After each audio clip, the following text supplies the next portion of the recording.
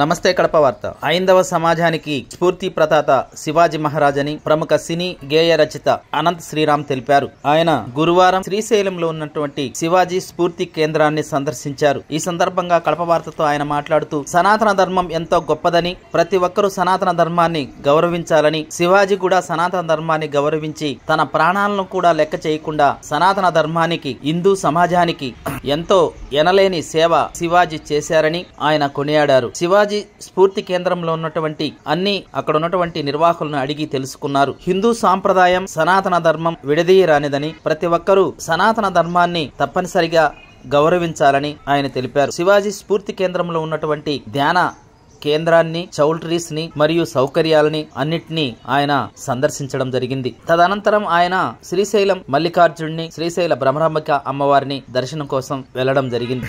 శివాజీ స్ఫూర్తి కేంద్రానికి విచ్చేసినటువంటి అనంత్ శ్రీరామ్ అక్కడ ఉన్నటువంటి ధ్యాన కేంద్రంలో కొంత సమయం ధ్యానం చేశారు. ముఖ్యంగా శివాజీ స్మారక కేంద్రం ఎంతో సర్వాంగ సుందరంగా నిర్మించడం జరిగింది. ఇక్కడ శివాజీ మహారాజ్ ఎన్నో యుద్ధాలు చేసిన తర్వాత యుద్ధం మీద విరక్తి చెంది తన మనశ్శాంతి కోసం శ్రీశైలంలో శ్రీ భ్రమరాంబిక అమ్మవారి కోసం తపస్సు చేసినట్లు చరిత్ర తెలియజేస్తుంది. శివాజీ మహారాజ్ తపస్సును మెచ్చినటువంటి శ్రీ భ్రమరాంబిక అమ్మవారు ఆయనకి ఒక వీర ఖడ్గాన్ని ప్రసాదించిందని, ఆ వీర ఖడ్గంతోనే తన శత్రు మూకలను తుదముట్టించాడని చరిత్ర తెలియజేస్తుంది. ముఖ్యంగా ధ్యానులకు ఇక్కడ తమ యొక్క మనస్సు త్వరగా లయమయ్యే అవకాశం ఉంది. కాబట్టి ఈ శ్రీశైల శిఖరం ఎంతో ప్రతి ఒక్కరూ తప్పనిసరిగా యూట్యూబ్ లోకి వెళ్ళి కడప వార్తను లైక్ చేయండి, సబ్స్క్రైబ్ చేయండి.